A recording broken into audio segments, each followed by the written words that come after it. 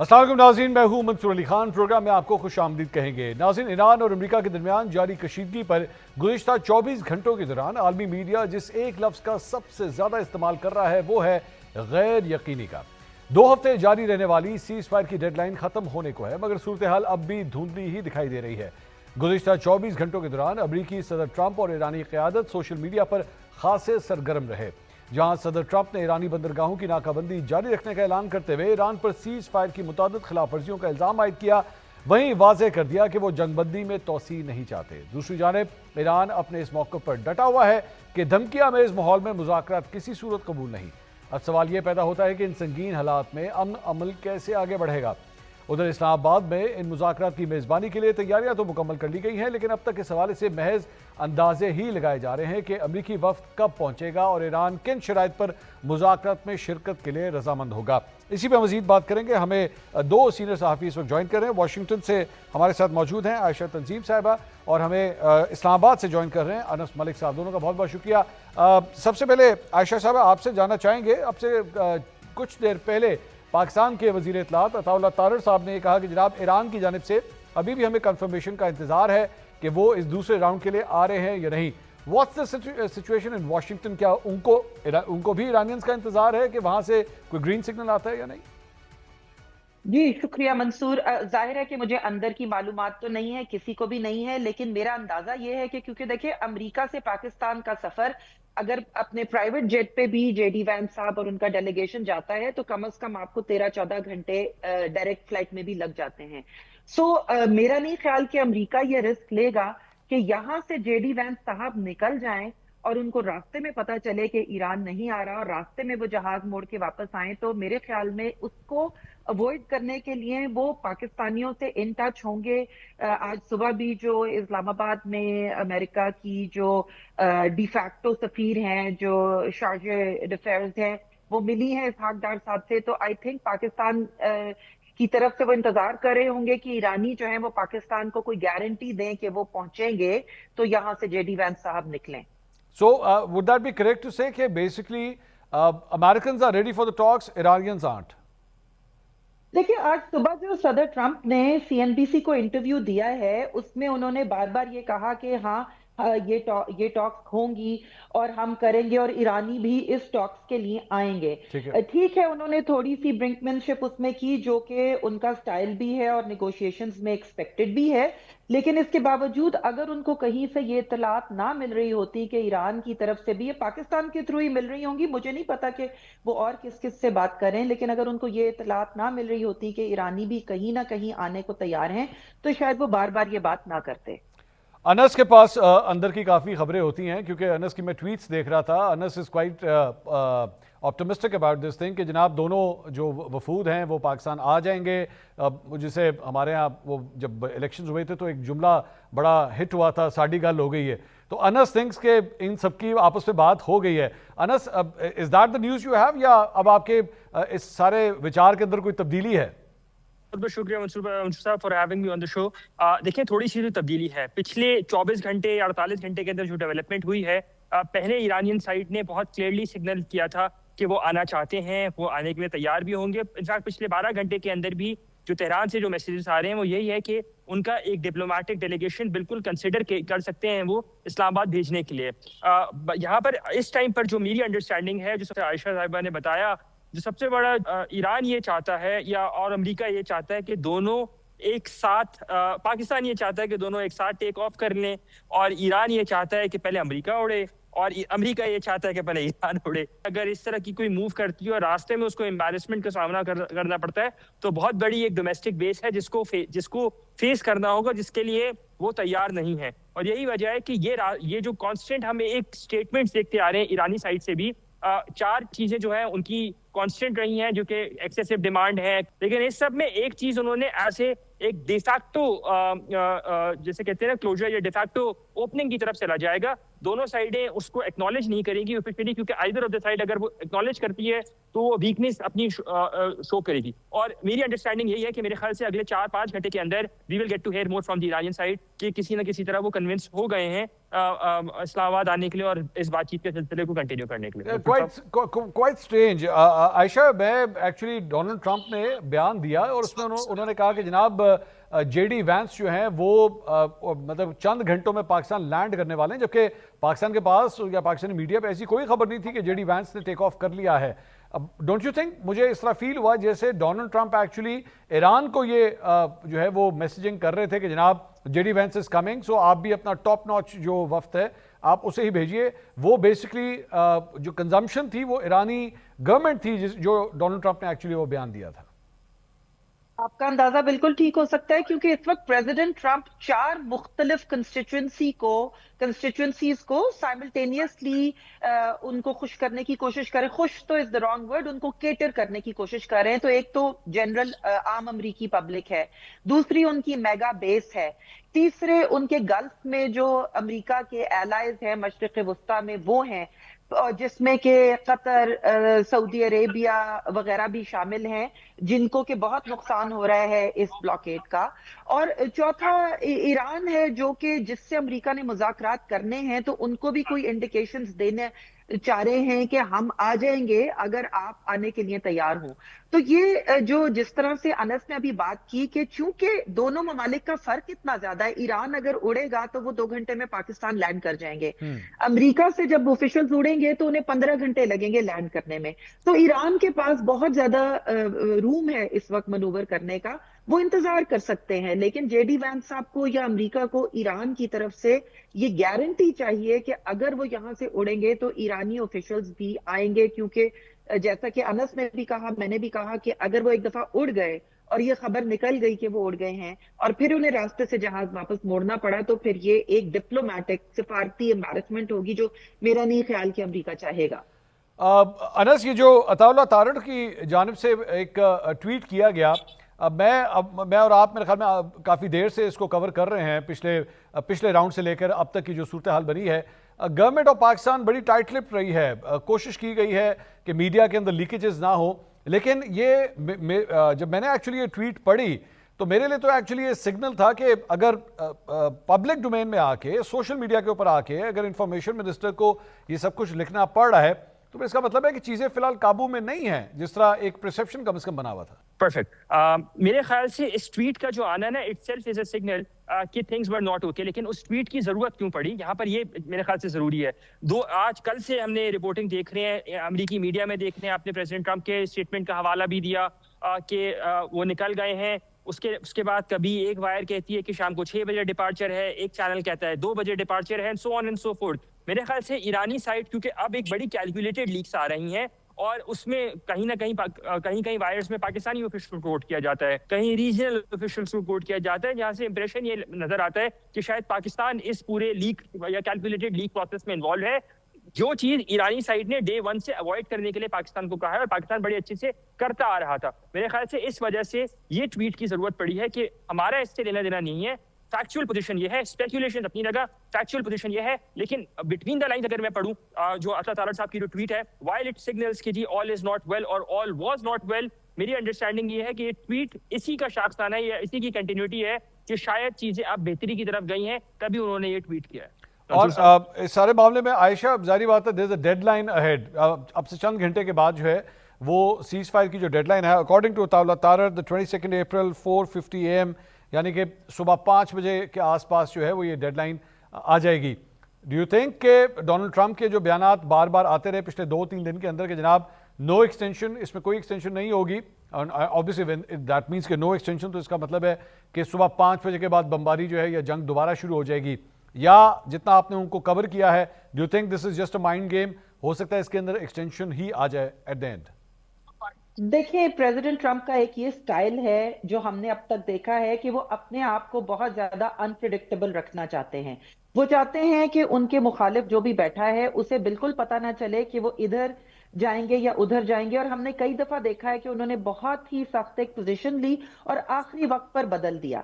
मेरा ख्याल है कि वो, और ये उनकी शोहरत पहले से है, वो न्यूयॉर्क में, आप किसी न्यूयॉर्कर से बात करें जहां वो रियल एस्टेट के बहुत बड़े टाइकून थे, तो ये कहते हैं कि प्रेसिडेंट ट्रंप जो है वो एक बहुत, जिसको अंग्रेजी में कहते हैं ना, ड्राइविंग अ हार्ड बार्गेन, कि वो अपनी जो भी मुज़ाकरात की पोजीशन है वो अगले पे बिल्कुल वाज़ेह नहीं करना चाहते ताकि अगला कशमकश में रहे। तो मेरा नहीं ख्याल कि इससे हमें कोई भी नतीजा निकालना चाहिए कि अमेरिका सीज फायर एक्सटेंड करेगा या नहीं करेगा। उन्होंने दोनों ऑप्शंस अपने पास रखी हैं, और आखिरी, लिटरली आखिरी घंटे में भी उनकी ट्वीट आ सकती है कि ईरानियों ने कोई अच्छा जेस्चर दिया था जिसकी वजह से हम ये सीज फायर एक्सटेंड कर रहे हैं, या ये कि अगर ये बातचीत शुरू हो जाती है, अगर दोनों साइड्स निकल पड़ती हैं और इस्लामाबाद पहुंच जाती हैं, तो अब चूंकि बातचीत शुरू हो गई है तो इसलिए हम एक्सटेंड कर रहे हैं। तो मैं इस ट्वीट, जो उनकी इस बयान को मैं इसी तरह ले रही हूं कि उन्होंने अपने लिए दोनों पोजीशंस ओपन रखी हैं और वो अगले एक दिन को देख के फैसला करेंगे। और अनस, ये जो डेडलाइन की बात है, जो सीज फायर की डेडलाइन है, अब यू स्टिल ऑप्टिमिस्टिक कि ये डेडलाइन एक्सटेंड हो सकती है, या हमें घबराने की जरूरत है, परेशान होने की जरूरत है कि अब से चंद घंटों के बाद जो है वो खुदा न खास्ता जंग दोबारा शुरू हो जाए? हाईएस्ट लेवल के ऊपर ये राब्ते चल रहे हैं, तो मेरे ख्याल से ऑप्टिमिस्ट रहना चाहिए। ऑफ कोर्स थोड़ा सा पेसिमिज्म होना चाहिए कि शायद थिंग्स कैन गो इनटू, लेकिन कम से कम इस्लामाबाद की हद तक, पाकिस्तान की हद तक एक चीज है कि हर कोई, मैं किसी एक का नाम या किसी एक का क्रेडिट नहीं, चाहे वो फील्ड मार्शल आसिम मुनीर हो, चाहे प्राइम मिनिस्टर शहबाज शरीफ हो, चाहे नेशनल सिक्योरिटी एडवाइजर या उनकी टीम हो, या पाकिस्तान के डिप्टी वजीर आजम और वजीर खारजा इसहाक डार या उनकी टीम हो, ये चारों कंपोनेंट्स ऐसे इन हार्मनी इस वक्त भी अपने अपने पीयर्स से, अपने अपने जो से कहते हैं ना कॉन्टैक्ट से बात राब्ते में है कि कहीं ना कहीं there is some semblance of optimism. ये सिर्फ मेरी तरफ नहीं है, ये उन राब्तों की बुनियाद के ऊपर है, और उसी वजह से जो आयशा बात कह रही है, मैं आई सेकंड हर एब्सोल्युटली कि I would not be personally surprise कि अगर सीज फायर खत्म होने से कोई 10 मिनट पहले या 5 मिनट पहले या आधा घंटा पहले, क्योंकि इनिशियली गुमान यही जाहिर किया जा रहा था जैसे ले ऑफ द टॉक्स होना था, या जो बात जाहिर ये की जा रही थी कि दोनों डेलीगेशंस आ जाएंगे 5 बजे से पहले, सुबह 5 बजे से पहले, और क्योंकि वो बातचीत कर रहे होंगे तो फिर सीज फायर बढ़ाने का एक परफेक्ट प्रीलूड या प्रीरेक जो है वो मिल जाएगा, एक जो कर्टन रेजर बढ़ जाएगा, बन जाएगा। लेकिन अब क्योंकि दोनों डेलीगेशन इस वक्त तक नहीं पहुंचे हैं, जो मेरी इत्तला है, यहाँ तक कि जो व्हाइट हाउस के जो पूल के लोग हैं वो जॉइंट बेस एंड्रूज पर इस वक्त भी मौजूद है जब मैं आपसे बात कर रहा हूँ। ऑप्टिमिज्म काफी ज्यादा है, और मुझे I would not be surprise के अगले चंद मिनटों या चंद घंटों के अंदर पाकिस्तान के वजीर खारजा का दोबारा सैयद अब्बास अरागची से रब्ता होता है, और फील्ड मार्शल अपनी जो उनके पीयर्स हैं उनसे बात करेंगे। उन्होंने 3 दिन का भी दौरा किया, लेट्स नॉट फॉरगेट दैट। उसके बाद national security adviser, prime minister, और मेरे ख्याल से there can be a breakthrough in time to come. Mansoor साहब, ये इस सारे मामले में मैं ये भी जानना चाहूँगा आयशा आपसे कि आपसे चंद दिन पहले तो डोनाल्ड ट्रंप ने यहाँ तक कह दिया था कि जनाब मैं पाकिस्तान जाऊँगा, पाकिस्तान जाने के लिए पूरी तरह तैयारी है। Do you think that's still on the cards? देखिए, मैं यही रिपीट करूंगी जो मैंने पहले कहा था, we are talking about president Donald Trump, जो कुछ भी कर सकते हैं, जो कि वो ये समझते हैं कि उनकी यही एक स्ट्रेंथ है कि किसी को नहीं पता होता कि वो क्या करेंगे। अगर उनको लगता है कि डील हो गई है, और ये देखें, ये बहुत, अगर अमेरिका और ईरान की कोई डील हो जाती है तो ये बहुत बड़ी डील होगी 1979 के बाद से, अभी 2026 है। तो अगर ये वर्ल्ड स्टेज पे उस तरह का कोई मुआहदा साइन होता है तो क्या प्रेसिडेंट ट्रंप वहां खुद होना चाहेंगे? उनको जानते हुए तो मैं समझती हूँ कि वो खुद होना चाहेंगे, लेकिन वो इंतजार करेंगे ये देखने का कि डील होती है या नहीं। और मैं ये भी कहूंगी कि हम सब, आप, मैं, हम सब ये आलमी जो मुज़ाकरात हैं इन्हें कवर करते रहे हैं। इतनी कॉम्प्लिकेटेड इशू पे एक दिन में डील एक्सपेक्ट नहीं करनी चाहिए। अगर प्रोग्रेस होती है, अगर जंग बंदी आगे चली जाती है, अगर बातचीत जारी रहती है, तो ये एक बहुत बड़ी बात होगी। दोनों मुल्क इतनी दूर है मुज़ाकरात में कि किसी को ये नहीं समझना चाहिए कि वो साथ बैठेंगे और 2 दिन में उनकी डील हो जाएगी, क्योंकि जो पिछली दफा दोनों मुल्कों के दरमियान मुज़ाकरात हुए थे वो 18 महीने जारी रहे थे, और उनमें एक एक पॉइंट पे कई कई दिन बात होती थी, बल्कि कई कई हफ्ते बात होती थी। जो ईरान की तरफ से डिमांड की जाती थी वो अमेरिका बाकायदा अपने नेशनल सिक्योरिटी और अपने न्यूक्लियर एक्सपर्ट्स को भेजता था कि भाई अगर हम ये कंसेशन देंगे तो इसका क्या मतलब है ईरान के न्यूक्लियर प्रोग्राम के हवाले से? अमेरिका जो बात करता था उस पे ईरान की तरफ से फिर उनके उस वक्त खामेनेई साहब को भेजा जाता था। सो ये चीजें एक या दो दिन में नहीं होती, हमें प्रोग्रेस को देखना चाहिए। ठीक, ये कहना कि जी डील हो जाएगी, ये तो मेरा नहीं ख्याल कि 2 दिन में कोई डील काफ़ी प्री हो मेच्योर है। जाएगी। बहुत शुक्रिया आयशा तंजीम साहिबा और अनस मलिक साहब आपका। नाज़रीन, इंतज़ार है कि कोई बड़ी खुशखबरी आती है या नहीं। फ़िलहाल दोनों साइड जो हैं एक दूसरे की तरफ देख रही हैं और डिसाइड कर रही हैं कि उसके बाद अगला लाएअमल जो है वो क्या तय किया जाएगा। एक ब्रेक लेंगे, ब्रेक के बाद पाकिस्तानी सियासत के अंदर भी जो है वो एक नया बयान जो नवाज शरीफ साहब की जानिब से आज आया है, उसके बाद एक हलचल मची है पाकिस्तानी सियासत में, उसे डिस्कस करते हैं एक ब्रेक के बाद। हमारे साथ रहिए। ब्रेक के बाद एक बार फिर आपको खुशामदीद कहेंगे। नाज़रीन, पाकिस्तान की सियासत इस वक्त एक पुरस्रार हिजान की जद में है, जहाँ हुक्मरान इत्तेहाद अपनी कारकर्दगी के कसीदों से महंगाई, बिजली और गैस की किल्लत के सताए अवाम की बेचैनी दूर करने की कोशिश कर रहा है, तो दूसरी जानिब अपोजिशन दाखिली टूट फूट और कानूनी पहरों के बावजूद अपने मज़ामती बयानिए को आगे बढ़ाने के लिए कोशा है। इस बदलती हुई सूरत हाल में आज साबिक वज़ीर आज़म नवाज शरीफ का महीनों बाद अचानक मंजर आम पर आना इस सियासी जमूत को तोड़ने की पहली दस्तक है।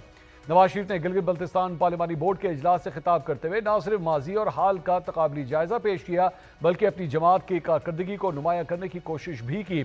उन्होंने 1998 के दौर का हवाला देते हुए कहा कि उस वक्त पाकिस्तानी पासपोर्ट की इज्जत बहाल हुई थी और अब एक बार फिर वज़ीर आज़म शहबाज शरीफ और फील्ड मार्शल आसिम मुनीर की मुआवनत से सब्ज पासपोर्ट की साख बेहतर हुई है। चाहे वो तरक्याती मैदान हो, चाहे वो सियासी मैदान हो, चाहे वो दिफाई मैदान हो, हमने अपना किरदार भरपूर तरीके से अदा किया है। एक वो जमाना था 1998 में जब पाकिस्तान के सबज पासपोर्ट की इज्जत हुई थी, और एक आज ये जमाना है जब माशाल्लाह शहबाज साहब की सरबराही में जो किरदार अदा किया है इसहाक डार साहब ने, और जो किरदार अदा किया है फील्ड मार्शल आसिम मुनीर ने, ये तो बहुत तारीखी किरदार है। मैं समझता हूँ कि मुल्क के लिए बेपनाह उम्दा किरदार अदा किया गया है और किया जा रहा है। आज फिर उसी सबज पासपोर्ट की इज्जत हो रही है। इसके साथ साथ नवाज शरीफ ने खैबर पख्तूनख्वा की मौजूदा हुकूमत पर भी सख्त तनकीद की और सवाल उठाया कि 15 साल की मुसलसल हुक्मरानी में ना तो सेहत और इलाज की सहूलियात दस्तयाब हैं, ना ट्रांसपोर्ट का बंदोबस्त है और ना ही अच्छी तालीम मिल रही है। 15 साल से KPK में एक मुख्तलिफ हुकूमत है। क्या हो रहा है वहाँ पे? अभी भी क्या हो रहा है वहाँ पे? वहाँ का रहने वाला कोई सुख का सांस ले रहा है वहाँ पे? कोई किसी को अपना तवक्कुआत के मुताबिक जिंदगी बसर करने का मौका मिल रहा है वहाँ पे? कहाँ कहाँ लोगों को फ्री दवाइयाँ मिल रही हैं? कहाँ लोगों को अच्छी ट्रांसपोर्ट मिल रही है, अच्छी एजुकेशन मिल रही है? कहाँ उनको इलाज मुआवजे की और अस्पतालों की सहूलत मौजूद है? कहाँ है? जो मैं बात कर रहा हूँ ये बहुत जायज बात कर रहा हूँ, मैं तनकीद की नजर नहीं कर रहा ये बात, लेकिन मैं ये बात करने में मजबूर हूँ मैं कि जब ये चीजें नजर नहीं आती तो दिल तो करता है कि फिर पूछा जाए कि क्यों ऐसा नहीं हो रहा। ये आज की गुफ्तगू आपने सुनी। इससे पहले जनवरी 2024 में नवाज शरीफ ने खैबर पख्तूनख्वा हुकूमत पर तनकीद करते हुए कहा था कि खैबर पख्तूनख्वा के लोग आसानी से बेवकूफ़ बनकर एक बीमारी को मौका दे बैठे, जिसने खैबर पख्तूनख्वा की सूबाई सियासत में एक नया तनाज़ा खड़ा कर दिया था। दूसरी जानिब आज एक बार फिर इमरान खान से फैमिली की मुलाकात ना हो पाई। जब अलीमा खान से मर्दान जलसे में एहतजाज के हवाले से किसी राय अमल के ऐलान ना होने पर सवाल किया गया तो उन्होंने वाज़ेह तौर पर जवाब दिया कि राय अमल का ऐलान करना कोई आसान काम नहीं। जहां अलीमा खान ने मर्दान जलसे को तो कामयाब करार दिया, वहीं अपोजिशन इत्तेहाद के अंदरूनी खिलाफशार को लेकर भी सरगोशियां हो रही हैं। कहा जा रहा है कि अहम फैसलों में नजरअंदाज किए जाने पर महमूद खान अचकजई ने अपने आप को मर्दान जलसे से दूर रखा। नाज़रीन, मसलते हूँ कि इस बसात पर जहां नून लीग अपनी कारकर्दगी को ढाल बनाकर दिफा कर रही है, वहीं अपोजिशन का बढ़ता हुआ बाहमी अदम एतमाद उसके एहतजाजी मुस्तकबिल को धुंधला रहा है। इस सूरत हाल में अहम सवाल यह है कि क्या नवाज शरीफ का खैबर पख्तूनख्वा हुकूमत से मुतल्लिक हालिया बयान मुस्लिम लीग नून के लिए सियासी फ़ायदा लाएगा या ये इख्तलाफात की शिकार अपोजिशन को एक बार फिर यकजा करने का बाइस बनेगा। इसी मौजू पर मजीद बात करेंगे। हमारे साथ मौजूद हैं सीनियर तजियाकार नसरुल्लाह मलिक साहब, हमें ज्वाइन कर रहे हैं पाकिस्तान तहरीक-ए-इंसाफ के रहनुमा सेनेटर हुमायूं मोहम्मद साहब, और मुस्लिम लीग नून के रहनुमा सेनेटर अफनानुल्लाह साहब भी आज प्रोग्राम का हिस्सा है। तमाम मेहमानों का बहुत बहुत शुक्रिया। अफनानुल्लाह साहब, आपसे इस आगाज़ करना चाहूँगा। नवाज शरीफ साहब की जानिब से खैबर पख्तूनख्वा हुकूमत के ऊपर एक दफ़ा फिर तनकीद की गई है, माजी में भी बड़े सख्त अल्फाज में उन्होंने तनकीद की थी। आखिर ये मैंडेट का रिस्पेक्ट नहीं है? क्योंकि खैबर पख्तूनख्वा के जो मुंतखब हुकूमत है वो कहते हैं कि हम जेन्युइन हुकूमत है जिसे एक्चुअली पाकिस्तान में जेन्युइन वोट मिला है, बाकी सारे तो फॉर्म 47 वाले हैं।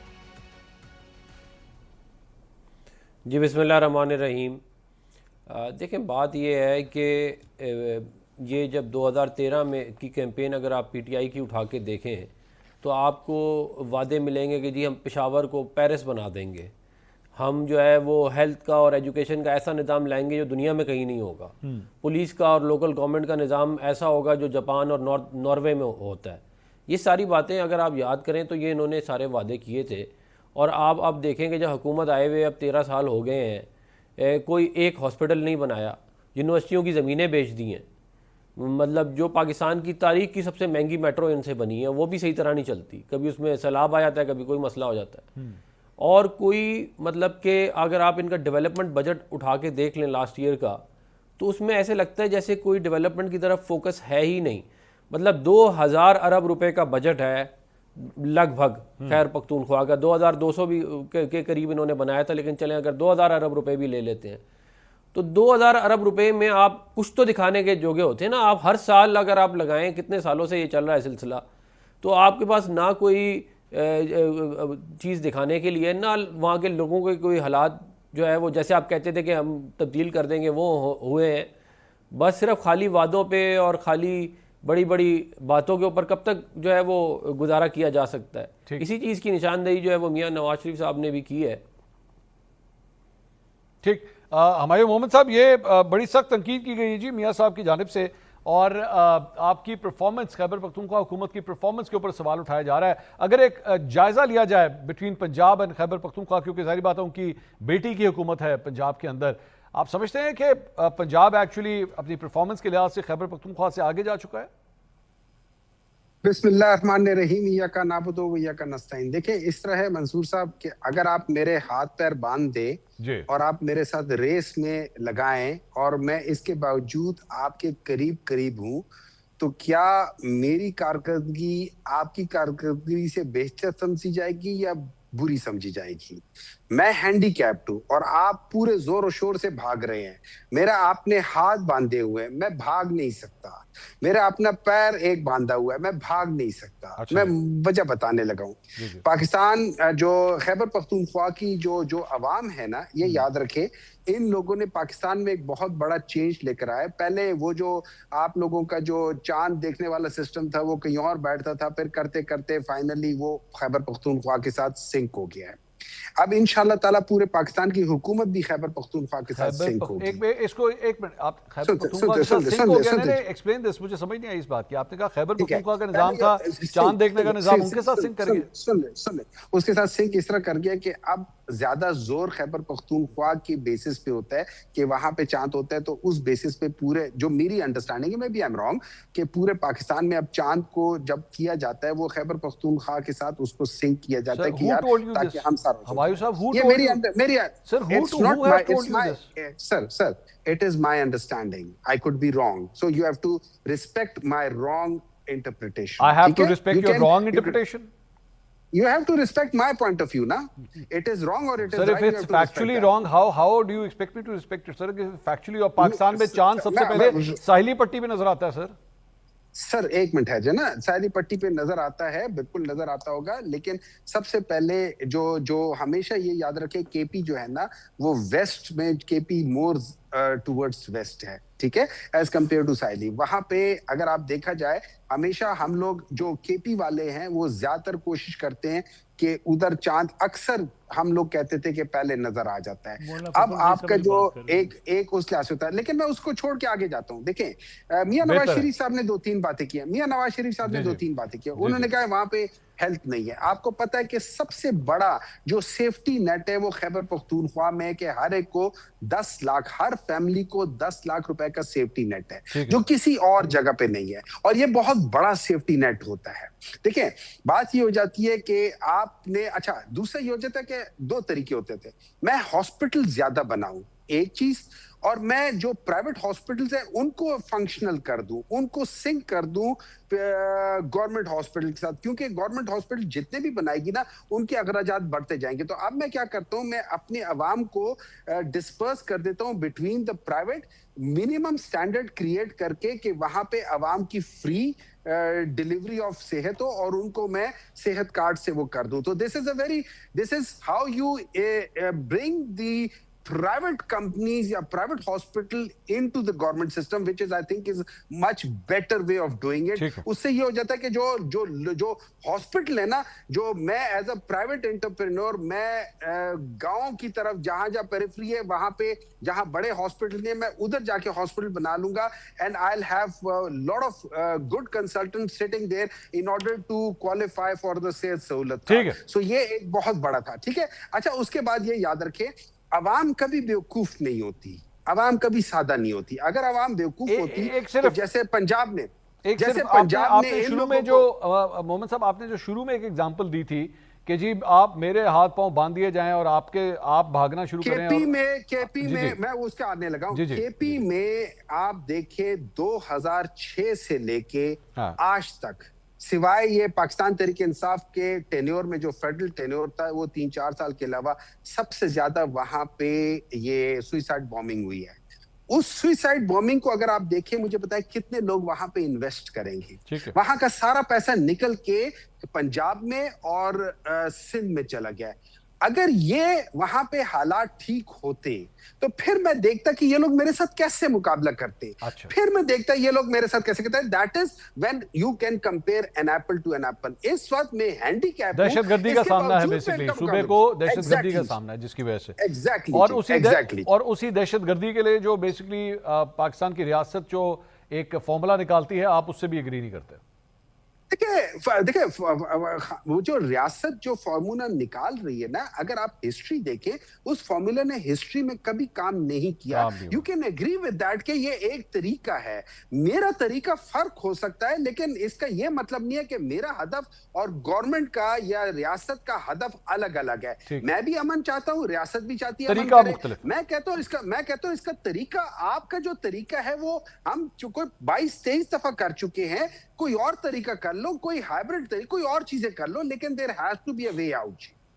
आप ये कह रहे हैं कि 22-23 दफा हो चुका है, वैसे ही बिकॉज आपने एक बात, आपके ख्याल में इन लोगों से पहले मुज़ाकरात कभी नहीं हुए? दहशतगर्दों से पहले मुज़ाकरात नहीं हुए? सवात के अंदर क्या हुआ था? बिल्कुल हुए, ऐसे हर जगह हुए, लेकिन आप जरा एसेस कर लो ना कि आपके मुज़ाकरात हुए थे वो क्यों फेल हुए। अब उसमें ये भी हो सकता है क्योंकि terrorism is a multi facet dimension thing हो जाती है। उसमें आप देख लो यार, इसमें हम कहाँ गलतियां करें उसको चेक कर लो, क्योंकि जो बेसिक रीजंस ऑफ टेररिज्म है आप उनको देख लो, हम कहाँ पे गलती कर रहे हैं, and then you assess it and then you do it. Malik साहब, ये आपने सारी गुफ्तगू सर उन्हें सुनिए। एक तो उन्होंने कहा कि चांद जो है ना वो अब खैबर पख्तूनख्वा की गवर्नमेंट जो है वो, या जो वहाँ पे जिस चांद देखा जाता है, पूरा पाकिस्तान अब एक्चुअली उस तरफ आ गया है। और इसके अलावा हेल्थ के हवाले से, टेररिज्म के हवाले से उन्होंने कहा आप हमारा मुकाबला नहीं कर सकते, हमारे हाथ पांव बंधे हो, टेररिज्म हो रही हो, हमारा किस तरह कंपैरिजन कर सकते हैं आप? देखिए, पहली बात तो ये है कि शायद वो पोपल ज़ई साहब का जिक्र कर रहे हैं। मौलाना पोपल ज़ई जो ऐलान कर देते थे उससे पूरे मुल्क के अंदर एक हिजानी सी कैफियत पैदा होती थी। वैसे तो चांद नज़र आने के बारे में आपने दुरुस्त, ग्वादर की पट्टी पे सबसे पहले जो चांद नज़र आने के इम्कानात होते हैं। फिर रोयत हलाल कमेटी जो हमारी है वो चारों सूबों पर मुश्तमिल है, वो हर जगह पे चांद देखा जाता है, उसके बाद मुत्तफ़िका फ़ैसला किया जाता है। इख्तिलाफ खैबर पख्तूनख्वा के कहीं से होता था, एक मस्जिद वज़ीर ख़ान से कभी आ जाती थी कि शातें आ गई हैं, उसको काफ़ी हद तक अब चीज़ें वो बेहतर हो रही हैं, लेकिन इसका मतलब ये नहीं है कि वहाँ कोई ये सिंक्राइज आपने कर लिया है फेडरल सिस्टम के साथ। दूसरी बात जो मेमन साहब ने कही वो बात ये है कि जी उनके हाथ बंधे हुए हैं। मैं समझता हूँ कि ANP शायद इससे ज़्यादा मुश्किलात का शिकार थी, PTI मुश्किलात का शिकार नहीं है। ANP को काम करने की इजाज़त नहीं थी, ANP को जलसे करने की इजाज़त नहीं थी। ANP के ऊपर इतने खुदकुश हमले हुए कि उनकी लीडरशिप जो है, सीनियर लीडरशिप जो है वो उसमें शहीद हुई, लेकिन उसके बावजूद ANP ने कभी ये शोर नहीं डाला होगा, आपने माजी में कभी नहीं सुना होगा कि जब उनकी हुकूमत थी वो ये कहते जी कि हमारे हाथ पाँव बंधे हुए हैं। तहरीक इंसाफ दरअसल जो है वो मेरे ख्याल में काम के साथ साथ बयानिए पर फोकस रखती है। वो ये समझते हैं कि ये कह दें कि जी हमारे हाथ बंधे हुए हैं, हमें काम नहीं करने दिया जा रहा। ये दहशतगर्दी का जिक्र आपने भी किया है, इससे पहले बड़े मुज़ाकरात हुए हैं, जरगे हुए हैं, फ़ौज की सीनियर लीडरशिप इन जरगों में शरीक होती रही है। कभी ऐसा नहीं हुआ माजी में कि जनाब फ़ौज की लीडरशिप खुद शरीक हो, लेकिन खैबर पख्तूनख्वा में शरीक हुई, खुद जाके उन लोगों के साथ डायलाग हुआ, बातचीत हुई। और ये पता है हुकूमत को भी, खैबर पख्तूनख्वा की हुकूमत को भी, कि अगर वहाँ पे आप टारगेटेड ऑपरेशन नहीं करेंगे तो आप लॉ एंड ऑर्डर को बेहतर नहीं कर सकते। लेकिन ये भी बयानी है वहाँ पे। दूसरी बात जिसका जिक्र अब आपने अपने आगाज़ में किया मियां नवाज शरीफ साहब के हवाले से, वो कहते हैं ना कुफ्र टूटा खुदा खुदा करके। शुक्र है मियाँ साहब जो हैं वो बोले तो हैं, उनकी खामोशी जो है मैं समझता हूँ उनकी पार्टी के लिए नुकसानदेह थी। जब इलेक्शन थे 2024 के, मियाँ साहब लंबे लंबे पार्लिमानी बोर्ड्स किया करते थे, आपको याद है।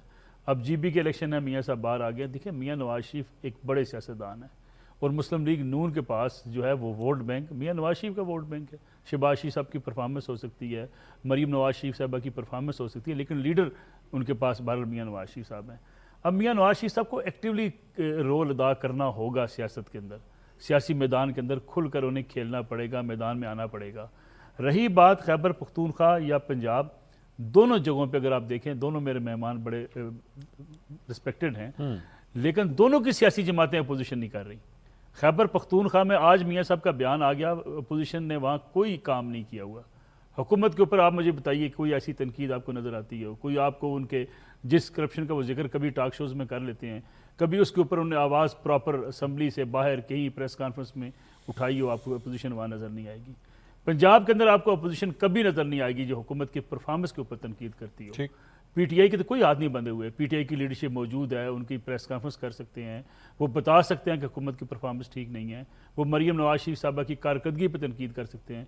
अब तनकीद क्या होती है? इमरान खान साहब को रिहा खैबर के अंदर अगले 24 घंटे में एक बड़ी अनोखी चीज़ होने जा रही है। मैंने कहा इस पर भी आप अपनी राय दीजिए कि इमरान खान क्रिकेट स्टेडियम के अंदर जो है वो सूबाई असम्बली का इजलास मुनक्किद। मैं वही कहा ना, देखिए ये इस हद तक हम बयानियाँ और इस हद तक इस चीज़ों में चले गए हैं, भाई क्रिकेट के खेल के मैदान है वो तो सियासत से पाक रहने, वो कह रहे जी अवामी जलसा होगा, अवामी जलसे के लिए इजलास होगा, सॉरी असम्बली के बाहर कर लें। आपके पास और इमारतें थोड़ी हैं, और फिर असम्बली की इमारत किस लिए होती है? अच्छा, वहाँ अपने अवामी जरगा थोड़ा लगाना है। ये वो टैक्टिक्स हैं जो मेरे ख्याल में सियासी जमातें इस्तेमाल करने पे आ गई हैं कि जी ये साबित कर दें जी कि वो स्टेडियम में पहुंच गए। भाई स्टेडियम का क्या लेना देना आपके इजलास के साथ? आपके पास बिल्डिंग है, इमारत मौजूद है, और आप उस इमारत से निकल के खेल के मैदानों में जाना चाहते हैं। बिल्कुल सियासत को अगर आप क्रिकेट के मैदानों तक ले आएंगे तो इसके अलावा कि आप एक महज एक शोहरत के लिए या टैक्टिक्स के लिए आप उसको इस्तेमाल करें, अदरवाइज इसके अलावा और कोई नहीं है। अफनान साहब, ये एक बड़ा ऐलान किया गया है जी, पाकिस्तान तहरीक इंसाफ की खैबर पख्तूनख्वा की गवर्नमेंट जो है वो सूबाई असम्बली का इजलास अब एक क्रिकेट स्टेडियम के अंदर करने जा रही है, और जारी बात है उस स्टेडियम का नाम भी इमरान खान क्रिकेट स्टेडियम है। ये वो कह रहे हैं कि जनाब क्राउड जो है या पब्लिक जो है वो खुद इस इजलास का हिस्सा बने, आके देखें हम अवामी गवर्नमेंट है, अवाम हमारे साथ कनेक्ट होने लगी है। देखें, ये आज से तकरीबन 2000 साल पहले रोमन एम्पायर जब अपने पीक पे थी तो उधर के जो हुक्मरान थे उन्होंने ये बात सीखी कि अगर आपने लोगों को अपनी ज़िंदगियों में बिज़ी रखना है ना तो उनको आप दो चीज़ें दें, ब्रेड और सर्कस। ब्रेड और सर्कस, ये सर्कस जो है वो नैरेटिव आप कर लें आजकल जो पीटीआई का है। अच्छा, और ब्रेड जो है वो ज़ाहिर है इन्होंने तो नहीं करनी, वो तो चले जो भी मुल्क में निज़ाम चल रहा है उधर से आ जाएगी। तो ये बुनियादी तौर पे ये जो सारी बात है ना कि जी लोग हमारे साथ हैं, भाई आपने लोगों को बेवकूफ़ बनाया, आपने लोगों को गलत रास्ते पे लगाया, आपने लोगों झूठा नैरेटिव बेचा, आपने आप इलेक्शन से पहले कोई और वादे करते थे, इलेक्शन के बाद को आपने कुछ और किया। अगर आपने आवाम को क्या कहते हैं मिसगाइड कर दिया तो इसका मतलब ये आपकी कोई कामयाबी नहीं है। ये तो आप वहाँ पे सर्कस लगा रहे हैं कि आप स्टेडियम में जी वो होगा। भाई आप वहाँ पे जो आप ये बताएं कि डेवलपमेंट का कितना काम किया आपने पिछले 13 साल में। सही। आप ये बताएं कि ये जो कह रहे हैं कि प्राइवेट हॉस्पिटल्स का हम कर रहे हैं, वहाँ पे गवर्नमेंट हॉस्पिटल्स हैं ही नहीं, तो आपने जो है वो प्राइवेट हॉस्पिटल्स को दे दिया। और प्राइवेट हॉस्पिटल्स किसके? ज़्यादातर ये जो वजीर हैं उन्होंने अपने अपने ऐसे हॉस्पिटल्स बनाए हुए जो पेपर पे एग्जिस्ट ही नहीं करते, सही, जो सिर्फ करप्शन करने का एक जो है वो एक तरीका है। नहीं, लेकिन वो चेक कर ले, वो दहशतगर्दी जो कह रहे हैं ना कि आप पंजाब का कंपैरिजन इसलिए नहीं कर सकते हमारे सूबे में। जी मैं उस पे आ रहा हूँ, जी मैं आ रहा हूँ, जी मैं आ रहा हूँ। देखिए 2008 से 2015 तक मुल्क के अंदर दहशतगर्दी तकरीबन यूनिफॉर्म ही थी हर तरफ। शुरू में शायद केपीके में ज़्यादा थी, मगर बाद में फिर वो पंजाब में भी आ गया। आपको याद है रावलपिंडी, इस्लामाबाद, लाहौर, मुल्तान, मतलब कौन सी जगह है जहाँ पे बम धमाके ना हुए हों, आप मुझे बता दें, और रोज़ाना के हिसाब से ना हुए हों। तो ये एक गलत रीजनिंग है कि जी वहाँ पे दहशतगर्दी, और दहशतगर्दी तो मुस्लिम लीग नून की हुकूमत में ख़त्म कर दी गई थी। ये तो आप लोगों ने वापस तालिबान को लाके आबाद किया, जिसकी वजह से दोबारा का सारा ये मसला आया। और आपको बड़ा शौक था उनसे बात करने का और बड़ा उनको वापस लाके आबाद करने का, जिसका खमियाजा आज तक पूरी कौम भुगत रही है। आप तो भुगत रहे हैं, पूरी कौम भुगत रही है पाकिस्तान के अंदर। फिर देखें, बात यह है कि ये 10 लाख का आप सेफ्टी नेट आप कहते हैं कि हमने बना दिया है। मैं वहाँ पे जर्नलिस्ट हैं जिन्होंने वहाँ पे जाके हॉस्पिटल्स में रेफ़र किया है कि करोड़ों रुपए का सामान जो है वो पेपर्स पे ये सप्लाई करते हैं, जो कि कभी भी हॉस्पिटल पहुंचता ही नहीं है। अच्छा, ये इतना बड़ा करप्शन का स्कैंडल है कि मैं मतलब आप सोचें, मैं आपको एक मिसाल दे देता हूँ कि पंजाब की आबादी 12 करोड़ है, जी। 5300 अरब रुपए का बजट है। खैबर पख्तूनख्वा की आबादी 4 करोड़ है और 2200 अरब रुपए का बजट है। अब आप मुझे खुद बता दें कि पैसा कहाँ पे लगा हुआ नजर आता है। सही। पैसों में तो इतना फर्क नहीं है, पैसों में तो पर कैपिटा शायद बल्कि खैबर पख्तूनख्वा के पास ज्यादा पैसे हैं, लेकिन लगे हुए नजर नहीं आएंगे, क्योंकि इसी तरह ये प्राइवेट हॉस्पिटल बना बना के अपनी अपनी दिहाड़ियां लगा के सारे के सारा बजट ये लूट के चले जाते हैं। कोई काम वगैरह है ही नहीं वहाँ पे। मतलब कुछ तो देखे ना, कुछ तो मतलब मैंने इनकी जो पूरी डेवलपमेंट का जो आउटले था उसको मैंने देखा, वो जो पूरा एक पेपर ये पब्लिश करते हैं, आप यकीन करें उसमें जो तीसरे नंबर पे सबसे बड़ा प्रोजेक्ट था वो ये था कि जी ट्रांसफार्मर जो है वो 3 अरब रुपए की हुकूमत खैबर पख्तूनख्वा लगाएगी। सही। ये इनका जो है वो विजन है। हमारे जब आपको ज़ाहिर है एक लिमिट इनको ये बात मालूम है कि ये बेशक काम करें ना करें, ये वो जो सर्कस वाली साइड है उसमें ये इतने तेज हैं कि लोगों से फिर भी वोट निकलवा लेते हैं। मायूस साहब, ये जो सूबाई असेंबली का इजलास क्रिकेट स्टेडियम में मुनक्किद करना, ये सर ये वो सर्कस कह रहे हैं अफनान साहब के जनाब, ये इस तरह के सर्कस लगाए जाते हैं, ये मुनासिब है सर क्रिकेट स्टेडियम के अंदर जाके इस तरह इजलास मुनक्किद कर देना? देखिए, इस तरह है कि अगर हमने सर्कस करना होता तो फिर हमें सर्कस के लिए शेयर की जरूरत होती, तो शायद हम पंजाब में ये कर लेते हैं, लेकिन बहरहाल उसको छोड़े। देखिए, मैं आपको एक बात बता देता हूँ, ये जो मैं बता रहा हूँ ना कि खैबर पख्तूनख्वा, मैं ये नहीं कह रहा हूँ किसकी हुकूमत, अगर ANP की हुकूमत थी तो उस वक्त भी वो डिसएडवांटेज में थी बिकॉज ऑफ दी ये जो टेररिज्म थी। जो अभी अफनान साहब ने बात की है कि जी ये सारे पंजाब में हर जगह पे थी, कि नहीं थी, ना ये सिंध में थी ना पंजाब में थी। और अगर आपको याद हो मंसूर साहब, मेरे ख्याल में डॉन में ये 2007 में जुलाई या इस तरह के आसपास कोई एक डेट है, साल उसके आसपास है, जिसमें मियां शहबाज शरीफ साहब की एक वो छपी थी कि जिसमें उन्होंने कहा था कि तालिबान को एड्रेस करते हुए कहा था जैसे आप लोग मुशर्रफ के खिलाफ है वैसे हम लोग भी मुशर्रफ के खिलाफ है। ये मैं आपको, अगर आप मुझे टाइम देते मैं वो ढूंढ के दिखा सकता हूँ, ये डॉन में छपी थी। तो ये इन लोगों ने अपने आप को तालिबान के साथ इन लोगों ने अपने आप को अलाइन किया हुआ था। अच्छा। ये उनकी बाकायदा वो थी, ठीक है। नंबर 2, जब ये बात करते हैं कि हम लोगों ने पंजाब में बहुत काम किया, मंसूर साहब आपके प्रोग्राम में आपने चैलेंज किया हुआ है मियां नवाज शरीफ साहब को, आपने चैलेंज किया हुआ है मियां शहबाज शरीफ साहब को, आपने चैलेंज किया हुआ है मरियम नवाज साहिबा को कि वो एक दफा बैठ के अपने हलके के फॉर्म 45, 47 करके देख ले, और बकौल आपके वो लोग नहीं जीते हुए। मैं नहीं कह रहा हूं, मैं आपकी जुबानी मैं कह रहा हूं कि आपने ये कहा हुआ है। आपको पता होना चाहिए कि ये लोग नहीं जीते। 2024 में एक डिस्क्लेमर इलेक्शन हुआ। मोहम्मद साहब, एक डिस्क्लेमर बहुत जरूरी है सहाफी होने के नाते। I am not the final authority to decide कि कौन जीता हुआ है कौन नहीं। I know sir, I know, मैंने ये नहीं कहा, मैंने कहा हुआ है, लेकिन आपने चैलेंज तो किया हुआ है ना सर, मैं गलत बात तो नहीं कह रहा। बिल्कुल है, वो कागजात वो मेरे प्रोग्राम अभी भी ऑन द रिकॉर्ड मौजूद है जी। ठीक है ना सर। तो अगर इन लोगों ने ये समझते हैं कि आप गलत है तो आपके साथ बैठ के वो कर ले, लेकिन ये करेंगे नहीं। देखिए इस तरह है, मैं दोबारा बता रहा हूँ, पाकिस्तान खैबर पख्तूनख्वा जो है ना, खैबर पख्तून एज अ सूबा की मैं बात कर रहा हूँ, उसमें लोग बसते हैं, वहां पे बिजनेस होता है, जो तरक्की करता है सूबा, वहां पे इन्वेस्टमेंट आती है। आज पाकिस्तान तरक्की इसलिए नहीं कर रहा कि यहाँ पे फॉरेन डायरेक्ट इन्वेस्टमेंट या अंदर के लोग इन्वेस्ट नहीं कर रहे। तो खैबर पख्तूनख्वा जो तरक्की कर रहा था वो एकदम रुक गया, और वो 2006 के बाद एकदम रुक गया, क्योंकि वहां से लोगों ने पैसा निकाला और वो निकाल के पंजाब में और सिंध में जाके इन्वेस्ट किया। आप जाके करके चेक करके देख ले। फिर उसके बाद जो इंटरनल डिस्प्लेसमेंट हुई थी बिकॉज ऑफ द 1, 2, 3 जो ऐसी चीजें थी, जो स्वाद का वो हुआ था, और उसके बाद जो 2014 में हुआ था जिसमें इंटरनल डिस्प्लेसमेंट हुई थी। मोहम्मद साहब, मैंने एक्चुअली सवाल किया था कि क्रिकेट स्टेडियम में सूबाई असेंबली का इजलास क्यों हो रहा है? अच्छा, उस पे भी आ जाता हूं। उस पे देखिए इस तरह है, आप मुझसे, हम लोग जब नेशनल असेंबली या सेनेट में जाके बैठे होते हैं या प्रोविंशियल असेंबली में होते हैं, वहां पे गैलरी होती है। गैलरी में या आप लोग बैठे होते हैं या कोई ऐसे लोग आके देख लेते कि बच्चे आते देखते कि यहाँ पे क्या सवाल जवाब हो रहा है। अब अगर वहां पे एक ओपन कचहरी या एक ओपन हो जहां पे सारे लोग बैठ के कर रहे हो, इसमें क्या बुराई है? अगर आप इस चीज को ले जाते हैं, हम लोग कहते हैं कि ओपन कचहरी में क्या हो, मतलब आपके ख्याल में इस इजलास के अंदर जो है जो पब्लिक आई होगी वो भी बीच में बात कर सकेगी? नहीं, वो बात ना कर सके कानून साजी ना कर सके, लेकिन वो देखे तो सही ना। सर वो आप देखने के बजाय लिए उसको वो करके, वो देखने के सर लिए अगर सर सर वो इसमें बुराई कोई नहीं है, नहीं नहीं इसमें बुराई कोई नहीं नहीं। आपका जो जज्बा है मेरा उससे इख्तिलाफ नहीं है, लेकिन ये सारा काम जो है वो 4-5 हज़ार रुपए के कैमरे के साथ भी हो सकता है। आप अगर वो खरीदें, उसको इंटरनेट के साथ लगाएं, तो टीवी के ऊपर या यूट्यूब के ऊपर सारे लाइव मैं बिल्कुल सर मैं आपसे एग्री करता हूं। आप स्टेडियम में जाके कोई चीज देखें या आप लाइव कोई चीज देखें, मैं आपका प्रोग्राम, आप बैठे हो, मैं आपके साथ लाइव बैठा हूं, या मैं आपको टेलीविजन पे देख रहा हूं, सर जमीन आसमान का फर्क है। दोनों जगह पे मैं सिर्फ देख रहूंगा, लेकिन जमीन आसमान का फर्क है। उस जगह का माहौल होता है। आप कितने प्रोग्राम करते हैं स्टूडेंट्स के साथ, आप कितने प्रोग्राम करते हैं टीवी में? मुझे बात बताएं, जब आप स्टूडेंट्स के दरमियान में कर रहे होते हैं, आप ही बोल रहे होते हैं, और वो जो बंदा बैठ रहा होता है, लेकिन वहां पे स्टूडेंट्स खामोश होते हैं, लेकिन उसका माहौल फर्क होता है। इन चीजों का फर्क होता है। उसमें डिफरेंस ये होता है। उसमें डिफरेंस नहीं सर, एक मिनट सर, आपने मेरे प्रोग्राम का जिक्र किया, मुझे तो बताने दें।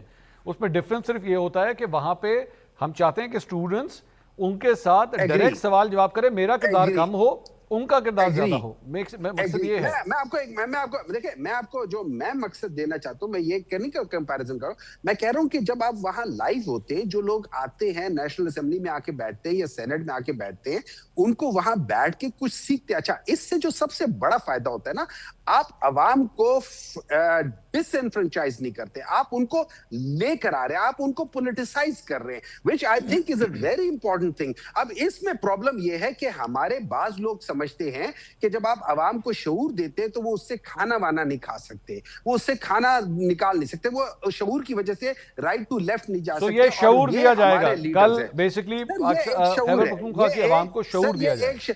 ये एक एजुकेशन का तरीका है, ठीक है। ये एक किस्म का, मेरे नजर में ये एक किस्म का पॉलिटिसाइजेशन है ऑफ द अवाम, कि वो पॉलिटिसाइज होती हैं, उनको पता चलता है कि बीइंग अ सेनेटर आप चाहेंगे कल को सेनेट का इजलास भी फिर इसी तरह ही हो, मतलब वो डी चौक पे या कहीं पे? सर देखिए, मैं, अगर आप मुझसे पूछे, मैं सेनेट में, ये मेरा 6ठा साल खत्म हो रहा है, अगर आप मुझसे पूछे, मैं दिल पे हाथ रख के कहता हूं, मैं ये समझता हूं पाकिस्तान में सेनेट का कोई काम नहीं है।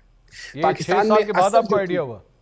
सर मैं पहले साल से कह रहा हूं, मैं अभी भी कह रहा हूं, इसमें बहुत ज्यादा प्रॉब्लम है। ये हम लोगों ने, चूंकि यूके में वहां पे लॉर्ड्स होते थे, उनको उन्होंने कोई ना कोई जगह देनी थी। पाकिस्तान में कोई लॉर्ड्स नहीं है। पाकिस्तान में मेन चीज है नेशनल असेंबली। आप नेशनल असेंबली को फाल करें, उसके अंदर पॉलिटिक्स को बेहतर करें, पाकिस्तान के इलेक्टोरल सिस्टम को बेहतर करें, पाकिस्तान के अंदर इलेक्टोरल मेरिट लेकर आए, पाकिस्तान खुद ही ठीक। चलो इजाजत दीजिएगा मलिक साहब, इजाजत दीजिएगा मलिक साहब। ये सबसे पहले तो उन्होंने वजूहात बता दी कि सूबाई असेंबली का इजलास क्यों जरूरी है वहां पर।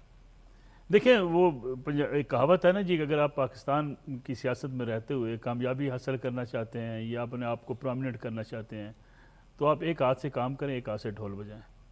और अगर आप कुछ किए बगैर ही कामयाबी और पॉपुलैरिटी हासिल करना चाहते हैं, तो दोनों हाथों से ढोल बजाएं।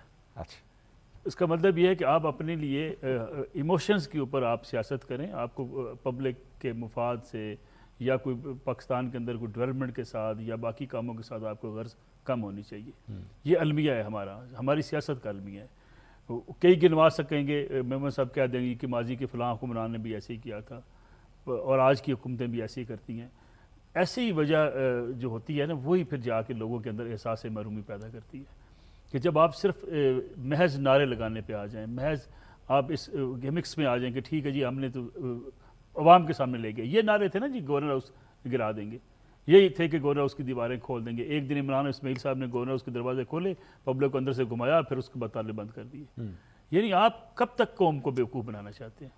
यानी आपने कहा जी प्राइम मिनिस्टर हाउस को यूनिवर्सिटी बना देंगे, फिर आपने कहा नहीं जी वो तो बड़ा मसला है, सिक्योरिटी का इशू है। यानी इन्हीं दिल फरेब नारों की बुनियाद पे आप आवाम के साथ धोखा करते हैं। सही, ये हमारी सियासत का अलमिया है। फिर आप कहते हैं जनाब कि जी फलां का जो वज़ीर आज़म है वो हालैंड का वज़ीर आज़म साइकिल पर जाता है। किसी ने देखा किसी को हालैंड के वज़ीर आज़म की तरह पाकिस्तान में कोई साइकिल पर जा सकता है? ये बात कहनी नहीं चाहिए, मुमकिन नहीं है। ये खुद मेमन साहब इस बात से वाकिफ़ हैं, फनानुल्लाह साहब वाकिफ़ हैं। पाकिस्तान की सिक्योरिटी के हालात ऐसे नहीं है कि आपका वज़ीर आज़म साइकिल के ऊपर सड़कों पर घूम रहा हो। यानी किसी मुल्क कहने को बड़ी अच्छी लगती है। लेकिन ये जो नारे दिए जाते हैं, ये दिलफरेब नारे, ये फिर आवाम को जो है ना उस तरफ ले जाते हैं कि सर देखिए बड़ा नहीं तो सर इसमें कसूर इनका है कि अवाम का? मेरा ख्याल में अवाम भी तो सुनती है ना, मानती है कि हाँ ये करके देखिए देंगे। अवाम का भी ये कसूर होता है कि वो उन चीज़ों को एनालाइज नहीं कर पाती जो मशहूर सियासी जमातें देती हैं।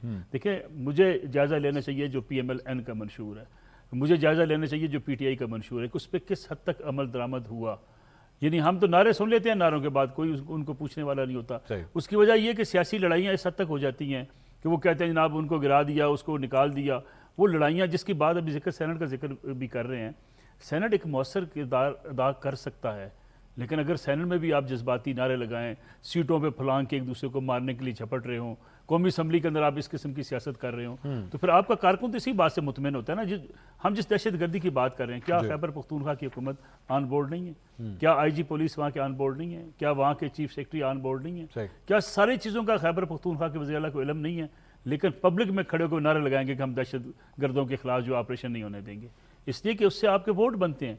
अफगान महाजरीन के बारे में हर बंदे को पता, ऑफ द रिकॉर्ड बात कर लीजिए, खैबर पख्तूनख्वा के किसी PTI के रहनुमा से कहता जी इनको निकलना चाहिए, जाना चाहिए यहाँ से, लेकिन पब्लिकली जलसों में खड़े होकर कहेंगे अफगान महाजरीन को निकालने का तरीकाकार दुरुस्त नहीं है, इसलिए कि आपके वोट बैंक। बहुत शुक्रिया नसरुल्लाह मलिक साहब, सेनेटर हुमायूं मोहम्मद साहब और सेनेटर अफनानुल्लाह साहब, बहुत बहुत शुक्रिया। नाज़रीन गुफ्तगू आपने सुनी, कल आपसे दोबारा मुलाकात होगी।